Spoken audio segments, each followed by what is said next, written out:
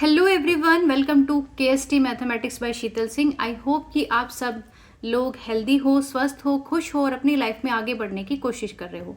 तो आज जो है हम सीटेट का एक और इम्पॉर्टेंट टॉपिक पढ़ने जा रहे हैं, ट्राइंगल्स। ट्राइंगल्स पे जो आपके क्वेश्चंस पूछे जाते हैं, जिस फॉर्मूला बेस्ड क्वेश्चन पूछे जाते हैं, जिस भी टाइप से क्वेश्चन पूछे जाते हैं, हम सिर्फ और सिर्फ वही रिवाइज करेंगे।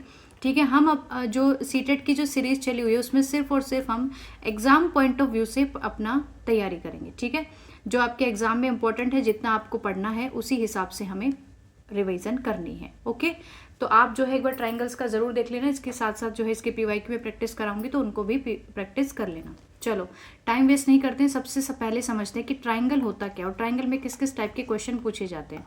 एक तो ट्राइंगल में जो है आपको साइड के बेसिस पे क्वेश्चन पूछे जाते हैं, एंगल के बेसिस पे क्वेश्चन पूछा जाता है, और जो है उसके साथ ये पूछा जाता है कि कौन कौन सी आपको मान लो साइड गिवन होगी या फिर एंगल गिवन होगा। फिर आपसे पूछा जाएगा कि 4 ऑप्शन दिए होंगे, आपसे पूछा जाएगा कि ये ट्राइंगल फॉर्म कर सकती है या नहीं कर सकती है। ठीक है, डिफरेंस के हिसाब से हम ट्राइंगल को कैसे समझते हैं, तो वो सारी चीज़ हमें ट्राइंगल की आज हमें पढ़नी है। ट्राइंगल देखो होता क्या है, ट्राइंगल ट्राई का मतलब होता है 3, यानी कि हम इसको बोल सकते हैं कि तीन चीज़ों की हम बात कर रहे हैं। और एंगल मतलब कि जिसके अंदर 3 एंगल आएंगे। अगर हम 3 एंगल बना रहे हैं, देखो एक एंगल हमारा ये हो गया। ठीक है, अब यहाँ पे अगर मुझे एंगल बनाना है, इस वर्टेक्स पे मुझे एंगल बनाना है, तो मुझे यहाँ पे एक और लाइन ड्रॉ करनी पड़ेगी। तो ये एंगल हो गया दूसरा एंगल, फिर ये इन दोनों को मिला के हमारा तीसरा एंगल बन गया। ठीक है, ट्रायंगल का मतलब ये होता है। और ट्रायंगल में मतलब 3 हमारे क्या होते हैं, एंगल्स होते हैं, और 3 ही हमारी क्या होती हैं, साइड्स होती हैं। ठीक है, 3 ही साइड्स होती हैं और 3 ही और एंगल्स होते हैं। ये बहुत बेसिक सी चीज़ है, आई थिंक सबको पता है। ट्राइंगल जो है वो हमारी एक क्लोज्ड हमारा ये फिगर होता है जिसके अंदर 3 साइड्स हैं और 3 एंगल्स हैं। अब आपको याद क्या करना है, आपको समझना क्या है, आपको समझना ये है कि अगर हम ट्राइंगल के टाइप्स पढ़ते हैं on the basis of triangle के टाइप्स पढ़ूंगे, बताएंगे हम टाइप्स ऑफ ट्राइंगल पढ़ रहे हैं ऑन बेसिस ऑफ साइड्स। ठीक है, पहले हम साइड्स की बात करेंगे। बेसिस साइड्स के बिहाफ पे हम ट्राइंगल के टाइप्स पढ़ेंगे। ठीक है, टाइप्स पढ़ेंगे तो उसमें देखो किस तरीके से आपको समझना है। फर्स्ट जो है, अब आप अपना दिमाग लगाओ, आप सोचो कि ट्राइंगल के अंदर अगर हम साइड के बिहाफ पे ट्राइंगल पढ़ना चाहते हैं तो ट्राइंगल के साइड के अकॉर्डिंग क्या क्या पॉसिबिलिटी हो सकती हैं। एक पॉसिबिलिटी हमारे पास ये है कि आपकी जो ट्राइंगल है उसकी सॉरी ये थोड़ा सा स्ट्रेट लाइन नहीं हो पा रही। हाँ, फर्स्ट पॉसिबिलिटी हमारे पास ये है कि इस ट्राइंगल की तीनों की तीनों साइड जो है क्या है, अनइक्वल है। ठीक है, ये जो हमारी फर्स्ट साइड है, ये सेकंड साइड है, मान लो ये ट्राइंगल AB और C है। अगर इसकी तीनों साइड यानी कि तीनों साइड क्या होंगी, AB होगी और AC होगी, तीनों की तीनों क्या है, अनइक्वल हैं, और क्या है, BC, मतलब तीनों साइड अनइक्वल हैं, तो इसको हम बोलते क्या है, इसको बोला जाता है स्केलिन ट्राइंगल। ठीक है, इसको क्या बोलते हैं, स्केलिन ट्राइंगल बोलते हैं। सेकेंड वन इज वहन जब आपकी ट्राइंगल की दो भुजाएं बराबर हों, 2 साइड्स आपकी इक्वल हो। मान लो ये ट्राइंगल दी है AB और C।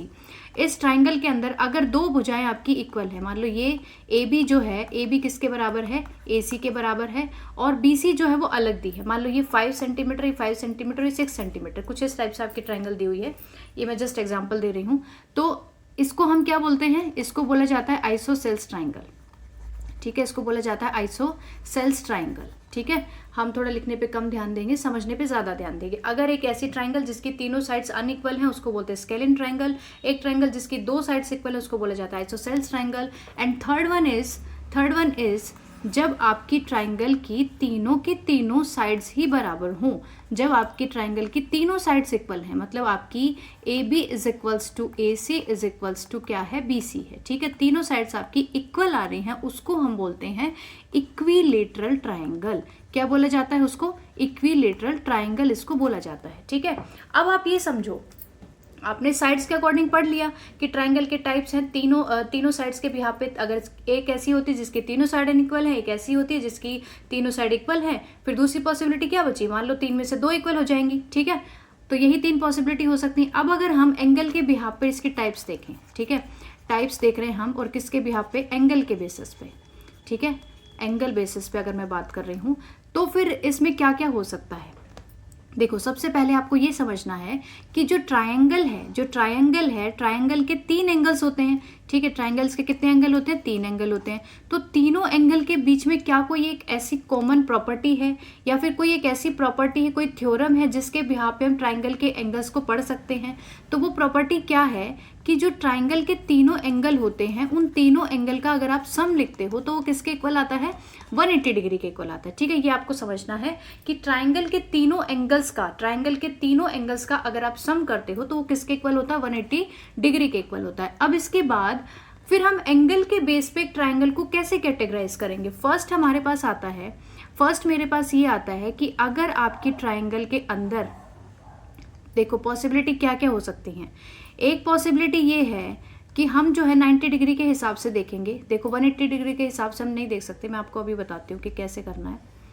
देखो अब एक पॉसिबिलिटी मेरे पास ये है कि उस ट्राइंगल के अंदर जो तीनों एंगल बन रहे हैं, पहली बात तो हमें अपने दिमाग में ये ध्यान रखना है कि ट्राइंगल के तीनों एंगल हैं उनका जो सम करे, अगर उनको हम जोड़ दें, तीनों कोणों का जो योग है वो कितना आना चाहिए, 180 डिग्री आना चाहिए। अब इसके बिहाफ पे ही आपको ये बात ध्यान में रख के ही आपको एंगल्स के बारे में सोचना है। एक पॉसिबिलिटी अगर मैंने ये ले ली कि एक एंगल मैंने 90 डिग्री का बना दिया, ठीक है, मैंने इस ट्राइंगल के अंदर एक एंगल 90 डिग्री का बना दिया, तो बाकी दो एंगल्स के पास क्या बचा? बाकी दो एंगल्स जो है 90 डिग्री से तो ऊपर हो नहीं सकते, दोनों मतलब दोनों को हम 90 ले नहीं सकते। अगर दोनों को 90 लेंगे तो सम 180 डिग्री नहीं आएगा। अगर मैंने एक को 90 डिग्री ले लिया, अगर मैंने बी को 90 डिग्री लिया है, तो इसका मतलब एंगल ए प्लस सी किसके इक्वल आएगा, 90 डिग्री के इक्वल आएगा, क्योंकि 90 प्लस 90 ही 180 होता है। तो ये दोनों जो एंगल हैं इस राइट एंगल ट्राइंगल में, अगर एक एंगल आपका राइट एंगल है, राइट एंगल का मतलब है, राइट एंगल का क्या मतलब है, 90 डिग्री। ठीक है, राइट एंगल का मतलब होता है 90 डिग्री। ये हमने एंगल्स वाले जो वीडियो की थी लास्ट में उसमें भी पढ़ा था। तो अगर आपको एंगल्स पढ़ना है तो आप जाके उसमें पढ़ सकते हो। सारे क्वेश्चंस और टॉपिक्स, जो कॉन्सेप्ट आपको समझने हैं, जो फॉर्मूले याद रखने हैं, जो चीज़ें आपको समझनी सिर्फ वो मैंने उसमें कराया है। तो आप जाके एंगल्स भी एक बार पढ़ सकते हो। अगर आप एंगल्स नहीं पढ़ोगे तो फिर आपको ट्राइंगल में थोड़ी प्रॉब्लम होगी, तो एंगल्स एक बार जाके जरूर पढ़ लेना। ठीक है, ये इसको हम क्या बोलते हैं, इसको बोला जाता है जिसमें एक एंगल 90 डिग्री का है उसको क्या बोलते हैं, राइट एंगल्ड ट्राइंगल। ठीक है, अब मैं इस ट्राइंगल की बात कर रही हूँ। इस ट्राइंगल के अंदर अगर मैंने सारे के सारे angle, all angles are less than 90, क्या है, 90 से कम है। अगर देखो एक 90 ले ले तो बाकी के दो 90 से कम होंगे, क्योंकि उनका सम 90 आना चाहिए। अब ये जो ट्राइंगल है इसके अंदर तीनों के तीनों एंगल इसके अकॉर्डिंग लिए हैं कि तीनों एंगल जो है 90 डिग्री से कम है। 90 डिग्री से अगर एक भी ऊपर हो गया, एक भी ऊपर चला गया तो फिर आपका 180 नहीं आ सकता। ठीक है, तो जो इसके तीनों के तीनों एंगल है वो क्या है, 90 से कम है। और हमने लास्ट वीडियो में पढ़ा था कि जो एंगल्स होते हैं, जो एंगल्स आपके लेस देन 90 डिग्री होते हैं उसको हम क्या बोलते हैं, एक्यूट एंगल बोलते हैं। क्या बोलते हैं, एक्यूट एंगल। तो फिर ये ट्राइंगल क्या होगी, जिसके अंदर सारे के सारे एंगल्स 90 डिग्री से कम आ रहे हैं, तो ये ट्राइंगल क्या होगी, एक्यूट एंगल्ड ट्राइंगल।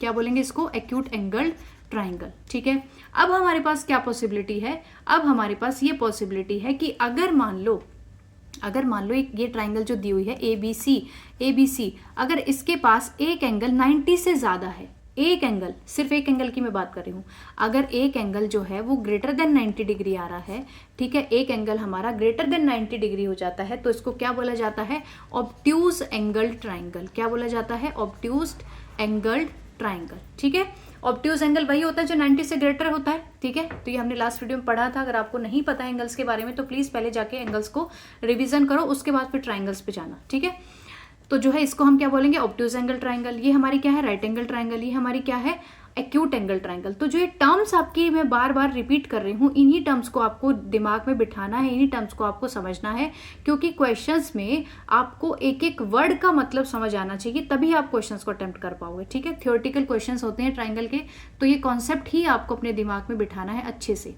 ठीक है, एक हमने जो है इसके टाइप्स पढ़े हैं एंगल के बिहाफ पे, एक हमने टाइप्स पढ़े हैं किसके बिहाफ पे, साइड्स के बिहाफ पे। ठीक है, तो अब जो है हम इसको, अब हमें ये समझना है कि ट्राइंगल कब किस तरीके से बन सकती है। ठीक है, ट्राइंगल को बनाने की क्या क्या पॉसिबिलिटी होती है, ट्राइंगल किस टाइप से बन सकती है, साइड्स के अकॉर्डिंग देखेंगे कि किस किस टाइप से क्या क्या इसके अंदर रिलेशन होता है, साइड्स के बीच में क्या क्या रिलेशन होता है। तो सबसे पहले आपको ये समझना है कि ये हमारी इन जनरल, ये जो हमें 9th से भी पहले पढ़ा दिया जाता है कि अगर हम एक ट्राइंगल बना रहे हैं, अगर आप इन जनरल कोई भी ट्राइंगल बना रहे हो, तो ट्राइंगल की दो साइड्स का सम, दो साइड्स का सम करने पे वो किसके ग्रेटर देन उसकी थर्ड, सॉरी मैंने एंगल लिख दिया, सॉरी ये एंगल लिख दिया मैंने, एंगल में ही दिमाग चल रहा था। तो जो मान लो ये ट्राइंगल है मेरी, ठीक है, ये ट्राइंगल है ए बी और सी, ठीक है। ये इंपॉर्टेंट चीज़ें हैं जो मैं करा रही हूँ, सिर्फ पॉइंट टू पॉइंट आपको पढ़ा रही हूँ। ये इतना ही आपके एग्जाम पॉइंट ऑफ व्यू से ज़रूरी है, उतना ही आप पढ़ लीजिए, ठीक है, ज़्यादा डीप में मैं नहीं जा रही हूँ। तो ये जो ट्राइंगल है, एक ट्राइंगल को हम बनाने की पॉसिबिलिटी क्या होती है, मान लो ये साइड है ए, ये साइड है बी और ये साइड है सी, ठीक है। तो अगर मान लो इन जनरल आपको ये दिया है कि इतना सेंटीमीटर, ये सेंटीमीटर और ये सेंटीमीटर, मतलब 3 साइड्स दे रखी हैं, तो पूछा जाए कि क्या ये ट्राइंगल हो सकती है, तब आपको क्या चेक करना है, तब आपको ये चेक करना है कि ट्राइंगल की अगर हम 2 साइड्स का सम करते हैं तो वो ग्रेटर देन होता है उसकी थर्ड साइड से, ठीक है। ये आपकी थ्योरम होती है ट्राइंगल के लिए कि ट्राइंगल की अगर आप 2 साइड्स का सम कर रहे हो तो वो सम जो है ग्रेटर देन होता है उसकी थर्ड साइड से, ठीक है। तो ये चीज़ आपको चेक करनी पड़ेगी। अब इसके बाद अगर आप दो साइड्स का डिफरेंस करते हो, 2 साइड्स का अगर डिफरेंस करते हो तो वो उसकी थर्ड साइड से क्या आता है, कम आता है, ठीक है। बस ये चीज़ आपको समझनी। इसका मतलब क्या हुआ कि अगर आपने a प्लस बी किया, ठीक है, अगर आपने a प्लस बी किया तो वो c से थर्ड साइड से क्या होगा, बड़ा होगा। और अगर आप बाकी दो साइड्स का डिफरेंस कर रहे हैं तो वो क्या रहेगा, उससे थर्ड साइड से। इसमें आप ए बी सी में कंफ्यूज मत होना, ये ए बी सी जो है ये ट्राइंगल की साइड्स की ही मेजरमेंट है। तो वो ए बी सी जो है कोई भी रियल नंबर हो सकता है। यहाँ पे रियल नंबर बोलने का मतलब इसकी कोई भी एक वैल्यू हो सकती है, 5, 10, 15, 20, 25, 30, कोई भी एक रैंडम वैल्यू आपको दी होगी। तो आपको बस ये चेक करना है, अगर आपकी ट्राइंगल ये वाली चीज़ जो है, ये आप लिखने के बाद आपको a plus B greater than C आ रहा है, तो मतलब पॉसिबिलिटी है वो ट्राइंगल हो सकती है। अगर मान लो a प्लस बी जो है लेस देन उसकी थर्ड साइड की मेजरमेंट से कम आ जाए, ठीक है, 2 भुजाओं का अगर आप योग कर रहे हो और वो जोड़ने के बाद जो वैल्यू आ रही है वो वैल्यू, मतलब जो नंबर आ रहा है वो नंबर आपका थर्ड साइड की मेजरमेंट से कम है, तो फिर आपकी वो ट्राइंगल नहीं बन सकती, ठीक है। तो ये चीज़ आपको इसमें समझनी है कि किस किस टाइप से हमारी ट्राइंगल बन सकती है और किस किस टाइप से नहीं बन सकती है। अब जो है हमने जो एंगल वाली प्रॉपर्टी पढ़ी थी, जो हमने राइट एंगल पढ़ा था, जो हमने ऑब्ट्यूज एंगल पढ़ा था, जो हमने एक्यूट एंगल पढ़ा था, तो उसमें क्या होता है, देखो जो हमारी राइट एंगल ट्राइंगल होती है जिसके अंदर एक एंगल हमारा 90 डिग्री होता है। अगर हमारी ये ट्राइंगल है ए बी सी, ये ए दिया है, ये बी दिया है और ये सी दिया है, ठीक है, ये हमारी इसकी साइड्स दी हुई हैं। तो जो राइट एंगल ट्राइंगल है उसमें हम पाइथागोरस थ्योरम भी लगाते हैं, शायद आपने इसका नाम सुना होगा। पाइथागोरस थ्योरम क्या होती है कि अगर हम ए स्क्वायर प्लस बी स्क्वायर करते हैं तो वो किसके बराबर आता है, सी स्क्वायर के, यानी कि परपेंडिकुलर का स्क्वायर अपन प्लस बेस का स्क्वायर किसके बराबर आता है, हाइपोटेन्यूज का स्क्वायर। जो राइट एंगल ट्राइंगल होती है इसके अंदर जो ये जो आपको दिख रहा है, जो साइड आपकी 90 डिग्री एंगल बना रही है, इसको हम क्या बोलते हैं, परपेंडिकुलर बोला जाता है इसको, ठीक है, इसको परपेंडिकुलर बोलते हैं। जो नीचे वाला है उसको बेस बोलते हैं, जिसके ऊपर बना रखी जो हॉरिजॉन्टल लाइन है, और इसको हम क्या बोलते हैं, हाइपोटेन्यूज, ठीक है। तो ये चीज़ आपको मतलब ठीक है आपको पता होनी चाहिए इन जनरल। अब जो है ये राइट एंगल ट्राइंगल के लिए ये वाली प्रॉपर्टी आपको ध्यान रखनी है। अगर ये सेटिस्फाई कर देता है, ए स्क्वायर प्लस बी स्क्वायर अगर सी स्क्वायर के इक्वल आ रहा है, तो मतलब वो क्या हो जाएगी, राइट एंगल ट्राइंगल हो जाएगी। अब इसके बाद 2 पॉसिबिलिटी है कि एक तो मान लो आपके पास आ जाए A square plus B square less than C square आ जाए, एक पॉसिबिलिटी कि A square plus B square किसके इक्वल आ जाए, ग्रेटर देन सी स्क्वायर के इक्वल आ जाए, ठीक है। तो इस केस में आपको क्या समझना है, अगर आपका लेस देन सी स्क्वायर आ रहा है तो इसको हम क्या बोलेंगे, ऑब्ट्यूज एंगल ट्राइंगल, ठीक है। और अगर ये A square plus B square greater than C square आ रहा है तो इसको हम क्या बोलेंगे, एक्यूट एंगल ट्राइंगल, ठीक है। तो ये तीनों चीज़ आपको याद रखनी है, इनको आप स्क्रीनशॉट भी ले सकते हो और आप जो है अपने नोट्स भी बना सकते हो। बाकी जो है नोट्स बनाने वाली चीज़ नहीं है, आप अगर अभी मेरे साथ साथ रिविजन करोगे, क्वेश्चंस प्रैक्टिस करोगे तो आपको सब कुछ समझ में आ जाएगा, ठीक है।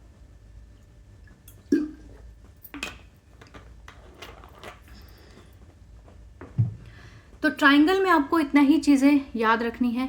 ट्राइंगल के एक जो है हमारे पास ट्राइंगल में एक्सटीरियर एंगल वाली प्रॉपर्टी भी होती है। एक्सटीरियर एंगल आपको कैसे याद रखना है, देखो एक्सटीरियर एंगल क्या होता है, एक्सटीरियर एंगल को बोला जाता है बाह्य कोण, ठीक है। एक्सटीरियर मतलब बाहर वाला, इंटीरियर मतलब अंदर वाला कोण। तो अंदर वाले इंटीरियर की प्रॉपर्टी आपको पता है, ट्राइंगल के तीनों इंटीरियर एंगल्स का सम जो है 180 डिग्री होता है। तो अगर मैं एक एक्सटीरियर एंगल की बात कर रही हूँ, अगर मैं किसी भी साइड के बाहर, मतलब ये वाली जो साइड है जो हमारी ये AC दिख रही है, इसके बिहाफ पे मैं बोल रही हूँ कि एक्सटीरियर एंगल ये है। अगर इस लाइन को मैंने आगे की तरफ बढ़ा दिया, ठीक है, तो जो ये एंगल मेरा एक्सटीरियर एंगल है, मान लो इसको मैंने नाम दे दिया एंगल 1, ठीक है। ये मेरा क्या है, इसको हम 1 बोलते हैं, इसको 2 बोलते हैं, इसको 3 बोलते हैं, इसको बोलते हैं हम 4, ठीक है, ये एंगल 4 है।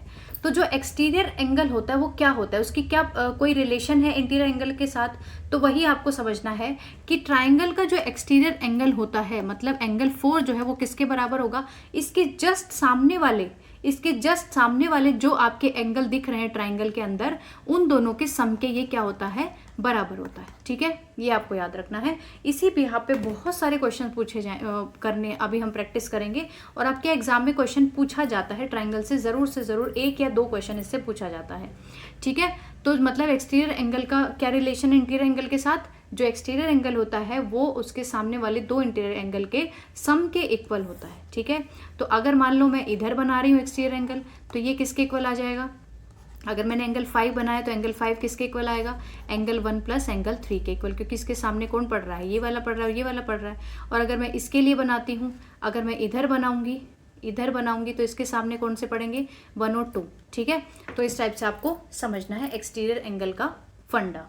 मान लो आपको इस टाइप से कोई ट्राइंगल दी हुई है। ठीक है, ये थर्ड एक और प्रॉपर्टी है, अगर ये एंगल आपका 70 डिग्री है, ठीक है, 70 डिग्री हो गया, बच गया कितना, 110 को आप डिवाइड कर दो 55 और 55। ठीक है, ये हो गया आपका, ये इस टाइप से एंगल है। तो एक हमारे ट्राइंगल में ये प्रॉपर्टी होती है कि जो एंगल हमारा सबसे बड़ा है, मतलब जो लार्जेस्ट एंगल है, उसके सामने वाली जो साइड होती है, लार्जेस्ट एंगल के सामने वाली जो साइड होती है वो साइड सबसे बड़ी होती है ट्राइंगल में। तो ये चीज़ आपको ध्यान रखनी है, क्वेश्चंस में आपकी हेल्प करेगी। तो जो एंगल, मान लो एंगल हमारा ये बी एंगल बी मेरा सबसे बड़ा है। ठीक है, ग्रेटेस्ट एंगल यही है 70 डिग्री। तो इसके सामने वाली साइड कौन सी है, AC।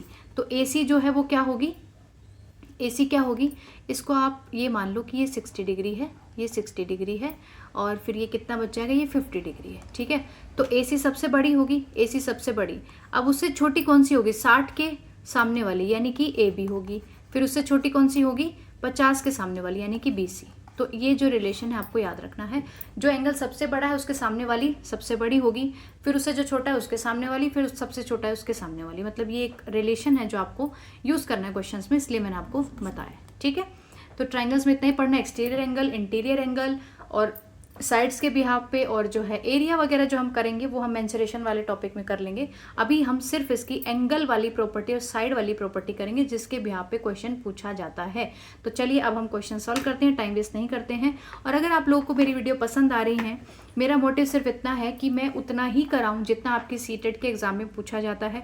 आप अगर मेरी सारी वीडियो भी देख लोगे, सारे फॉर्मूले जो मैं बता रही हूँ, जो कॉन्सेप्ट मैं समझा रही हूँ, उतना कर लोगे तो आप खुद देखोगे कि आपके क्वेश्चन सॉल्व हो जाएंगे और बहुत आसानी से सॉल्व हो जाएंगे। ज़्यादा कॉम्प्लेक्सिटी में मैं नहीं जा रही हूँ, बहुत डीप नहीं करा रही हूँ, आपको नहीं डराना चाहती हूँ कि ये पढ़ लो, वो पढ़ लो, ऐसा कर लो, वैसा कर लो, उतना नहीं करना है। ठीक है, तो ये जस्ट हमारा क्वालिफिकेशन वाला एग्ज़ाम है, तो हमें बस क्वालिफाई करना है। उसके अलावा जो है आगे जो हम किसी जॉब की तैयारी करेंगे, अगर हम DSSB की तैयारी करेंगे, हम KVS NVS की तैयारी करेंगे, जो हम ऑलरेडी एक सीरीज़ मैंने चला रखी है TGT PGT मैथमेटिक्स की, तो आप मेरे चैनल पे विजिट करोगे तो आप लोगों को पता चल जाएगा। मैंने स्टेट के लिए भी पढ़ाया हुआ है TGT और PGT को, और मैं जो है उसके साथ साथ TGT PGT चंडीगढ़ की भी तैयारी करवा रही हूँ। तो अगर आप लोग इंटरेस्टेड हो पढ़ने के लिए तो आप वहाँ से चैनल को सब्सक्राइब कर लीजिए और कंटिन्यू वीडियोस देखते रहिए। ठीक है, हाँ जी, देखिए एक और प्रॉपर्टी है वो जो रह गई है, मैं आपको भूल गई बताना। देखो, मान लो दो चीज़ें हैं, दोनों आपको एक साथ समझ में आ जाएंगी। अगर एक ट्राइंगल के अंदर 2 साइड्स आपकी इक्वल हैं, यानी कि अगर आपकी AB = AC दिया हुआ है, 2 साइड्स आपकी इक्वल हैं, तो आपको उसमें क्या समझना है, अगर आपकी ट्राइंगल की 2 साइड्स इक्वल हैं तो उन दोनों साइड्स के पास जो एंगल बन रहा है, मतलब ये एंगल यहाँ बन रहा है AB के ऊपर पास, ये B एंगल बन रहा है, और AC में ये एंगल C एंगल। ठीक है, तो ये दोनों जो अगर अपोजिट साइड्स इक्वल होती है तो अपोजिट एंगल्स भी क्या होते हैं, इक्वल होते हैं। यानी कि ये क्या इंप्लाई करेगा कि B = C आएगा। अब मेरे पास अगर 2 अपोजिट एंगल मतलब एक इधर और एक इधर, आमने सामने वाले अगर 2 एंगल आपके इक्वल हैं B और C, अगर आपका एंगल B = एंगल C दिया हुआ है तो इसका मतलब ये क्या इंप्लाई करेगा कि AB = AC है। तो बेसिकली कहने का मतलब ये है कि जो अगर आपकी साइड्स इक्वल हैं, अपोजिट साइड्स इक्वल हैं, तो उनके कॉरस्पॉन्डिंग अपोजिट एंगल इक्वल होंगे।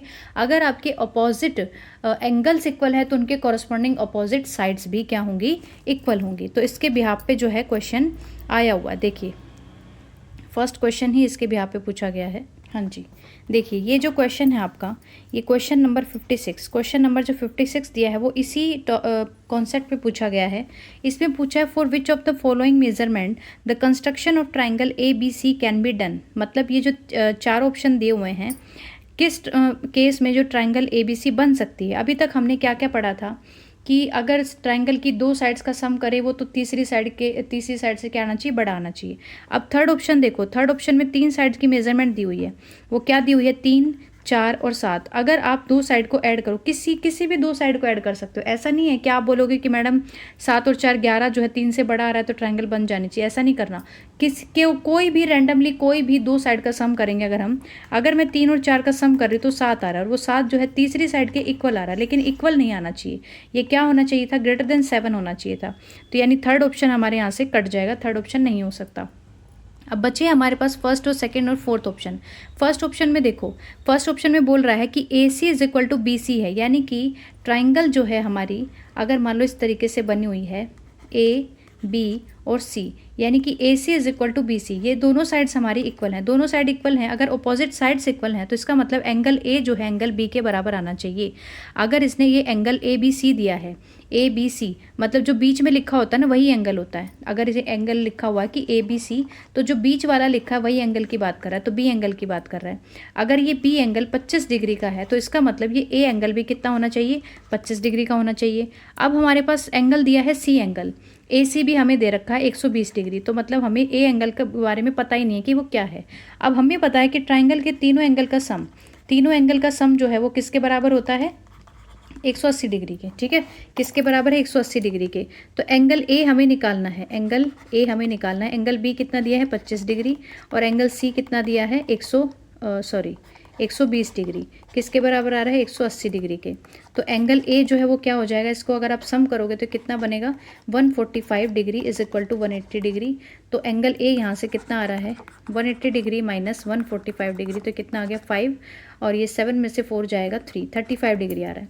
तो इसका मतलब एंगल बी जो है वो एंगल ए के इक्वल आना चाहिए था, क्योंकि अपोजिट साइड्स अगर इक्वल हैं तो ये अपोजिट एंगल्स भी इक्वल होने चाहिए थे। अगर बी मेरा 25 डिग्री तो ए भी 25 डिग्री आना चाहिए था, लेकिन हमारी ए की वैल्यू आ कितनी रही है, 35 डिग्री आ रही है। तो इसका मतलब ये ट्राइंगल हमारी नहीं बन सकती, तो फर्स्ट ऑप्शन हमारे यहाँ से कट जाएगा।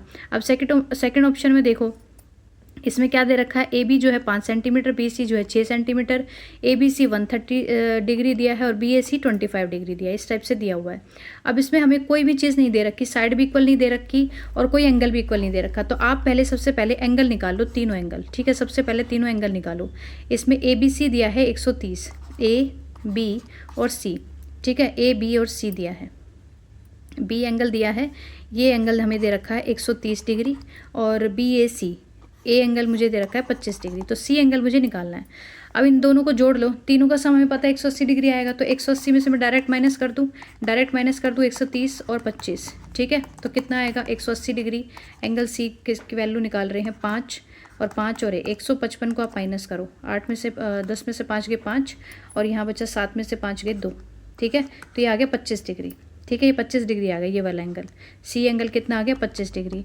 अब आप देखो एंगल ए जो है वो एंगल सी के बराबर है। अगर आप इस ट्राइंगल को थोड़ा मतलब रोटेट करके देखोगे तो ये अपोजिट एंगल्स क्या हैं, बराबर आ रहे हैं, अपोजिट एंगल्स बराबर हैं। तो इसका मतलब ये साइड और ये साइड बराबर होनी चाहिए, यानी कि कहने का मतलब क्या है, A B is equal to B C के इक्वल आना चाहिए, है ना। ए बी बी सी के इक्वल आना चाहिए, लेकिन ए बी 5 सेंटीमीटर दिया है और बी सी 6 सेंटीमीटर दिए, तो दोनों बराबर ही नहीं दिए, तो ये ऑप्शन भी हमारा कट जाएगा। तो लास्ट ऑप्शन हमारा फोर्थ बच जाएगा। और इसमें जो है एक एंगल 90 डिग्री का दिया हुआ, तो ये शायद राइट एंगल ट्राइंगल बनेगी, तो फोर्थ ऑप्शन हमारे यहाँ से करेक्ट हो जाएगा। ठीक है, हाँ जी, नेक्स्ट ऑप्शन देखिए, क्वेश्चन देखिए 42 नंबर। इसमें बोल रहा है 3 angles of triangle are in the ratio 3:5:4 and the greatest angle is x। मतलब जो सबसे बड़ा एंगल है उसकी वैल्यू क्या है, x बोल रहे हैं। तो हमें निकालनी है वैल्यू ऑफ 4x + 9। इसकी वैल्यू निकालने के लिए हमें x की वैल्यू चाहिए, और x क्या दिया हुआ है, ग्रेटेस्ट एंगल। और ग्रेटेस्ट एंगल कैसे निकालेंगे, तीनों एंगल का रेशो हमें 3:5:4 दिया है। तो हमें पता है कि ट्राइंगल के तीनों एंगल का सम जो है वो किसके बराबर होता है, 180 डिग्री के। ठीक है, 180 डिग्री के बराबर होता है। तो ये 3:5:4 जब भी हमें इस टाइप से रेशो में दिया होता है तो हम उस टर्म को क्या मान लेते हैं, इसको मान लो 3x दिया है, इसको मान लो 5x दिया है, इसको मान लो 4x दिया है, और यहाँ पे x ऑलरेडी एक वेरिएबल दिया हुआ है, तो आप कंफ्यूज ना हो इसके लिए मैं इसको y मान लेती हूँ, ठीक है। 3y 5y और 4y, तो इन तीनों को ऐड करोगे कितना आएगा 12, ठीक है। 12y इज इक्वल टू कितना आ गया 180 डिग्री। इन तीनों का सम जो है 180 के बराबर आएगा, तो y की वैल्यू कितनी आ गई 15 डिग्री। अब y की वैल्यू 15 डिग्री है, ठीक है, तो y की वैल्यू 15 डिग्री है, तो पहले इसमें सारे एंगल निकाल लो। 15 3 45, 15 5 75 डिग्री और 15 चौके 60 डिग्री, तो ये तीनों एंगल आ गए। अब सबसे बड़ा एंगल ग्रेटेस्ट एंगल की वैल्यू क्या बोल रहा है x है, तो यानी x की वैल्यू कितनी आ गई 75। अब x की वैल्यू 75, अब इसमें पुट कर दो, 4 × 75 + 9 कर दो, यहाँ से आपका आंसर आ जाएगा। अब सब में 9, लास्ट में 9 आ रहा है, तो उससे भी हम डिस्कार्ड नहीं कर सकते, तो अब मल्टीप्लाई कर लेना, इसका आंसर आ जाएगा, ठीक है। अब देखो सम ऑफ सप्लीमेंट कॉम्प्लीमेंट, ये क्वेश्चन हम कर चुके हैं। नेक्स्ट क्वेश्चन पे जाते हैं हम।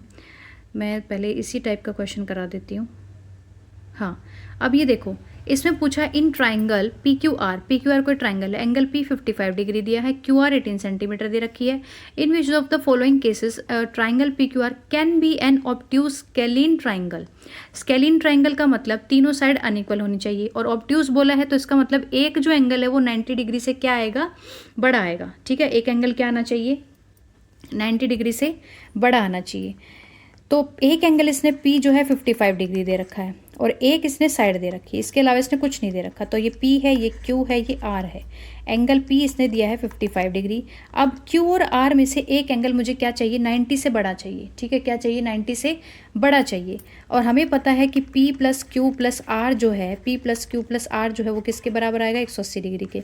यानी कि Q + R की वैल्यू कितनी आएगी, 180 डिग्री - 55 डिग्री, यानी कितना हो गया, ये 10 में से 5 गए 5, और ये बचा 7 में से 5 गए 2, ठीक है। ये 25 डिग्री है, 125 डिग्री, ठीक है। तो हमारे पास Q + R का जो सम है वो कितना आ रहा है, 125 डिग्री आ रहा है।